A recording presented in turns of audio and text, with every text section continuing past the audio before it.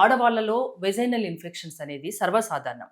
ఏ antibiotics వాడమో, anti fungals వాడుతుంటారు, anti fungals vaginal washes వాడుతూ ఉంటారు. తిరిగి మళ్ళీ అదే వస్తూ ప్రాబ్లం ఉంటుంది. రిపీట్ అవుతూ వస్తూ ఉంటుంది. అంటే ఇంకా అంతేనా, దానికి అంటే సొల్యూషన్ ఇక్కడ లేదా? కొన్ని ఫ్యాక్టర్స్ చూడాలి మేడం. యాక్చువల్గా వెజనల్ ఇన్ఫెక్షన్స్ రావడానికి మేజర్ రీజన్స్ మనం చూసినట్లయితే ఒకవేళ డయాబెటీస్ ఉండడము, హైజీన్ ఫ్యాక్టర్స్ ఫాలో అవ్వకపోవడము, మేల్ సెక్షువల్ పార్ట్నర్ వల్ల కావచ్చు, స్ట్రెస్ వల్ల కావచ్చు, హార్మోనల్ చేంజెస్ వల్ల కావచ్చు, వీటి వల్ల వెజనల్ ఇన్ఫెక్షన్స్ వస్తుంటాయి. స్ట్రెస్ వల్ల కూడానా? స్ట్రెస్ వల్ల కూడా వెజనల్ ఇన్ఫెక్షన్ వస్తుంది. So for any reason vaginal infection వచ్చిందని అనుకుందాం. వచ్చినప్పుడు ట్రీట్మెంట్ తీసుకుంటారు. ఆ ట్రీట్మెంట్లో ఏంటంటే antibiotics, anti fungals, vaginal washes as a course వాడతారు ఫస్ట్ లైన్ ట్రీట్మెంట్ గా.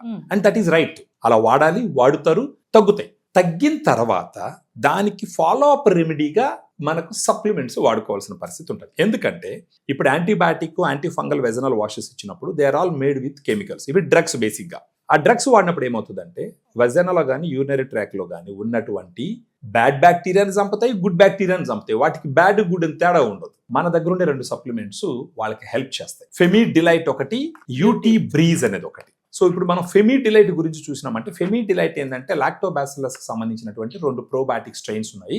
దీని యొక్క ప్రాముఖ్యత ఏంటంటే మార్కెట్లో చాలా దొరుకుతాయి, కానీ మన ఫెమీ డిలైట్ యొక్క ప్రాముఖ్యత ఏంటంటే డానిస్కో అని చెప్పి యుఎస్ లో ఒక ప్రోబయాటిక్ కంపెనీ ఉంటుంది. 100 years హిస్టరీ ఉంది ఆ కంపెనీ. అక్కడ నుంచి ఇంపోర్ట్ చేసినటువంటి 2 స్ట్రెయిన్స్ ఫెమీ డిలైట్ లో ఉంటాయి. Lactobacillus రామ్నోసిస్ HN001, Lactobacillus acidophilus LA14 అని. ఇవి 2 స్ట్రెయిన్స్, వాటి మీద క్లినికల్ ట్రయల్స్ ఉంటాయి. ప్రపంచం మొత్తం మీద అవి వాడుతూ ఉంటారు. ఆ 2 స్ట్రెయిన్స్ ఉంటే ఒక క్యాప్సూల్లో ఆ ఫెమీ డిలైట్ ప్రతిరోజు నైట్ భోజనం తర్వాత ఒక క్యాప్సూల్ తీసుకుంటూ ఒక 3 months కంటిన్యూ చేసినట్టు ఏమవుతుందంటే ఆ వెజానాలో ఉండేటటువంటి గుడ్ బ్యాక్టీరియాని ఇది డెవలప్ చేస్తుంది.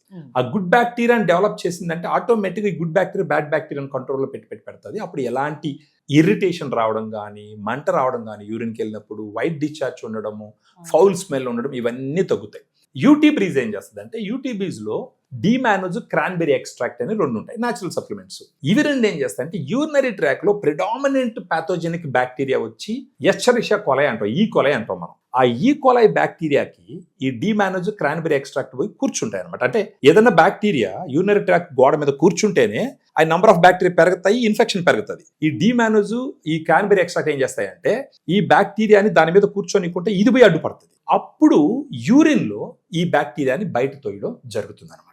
సో ఒక రకంగా ఈ యూటీ బ్రీజ్ ఏం చేస్తుంది, బ్యాడ్ బ్యాక్టీరియాని యూరిన్ ద్వారా బయట ఫ్లష్ అవుట్ చేస్తుంది.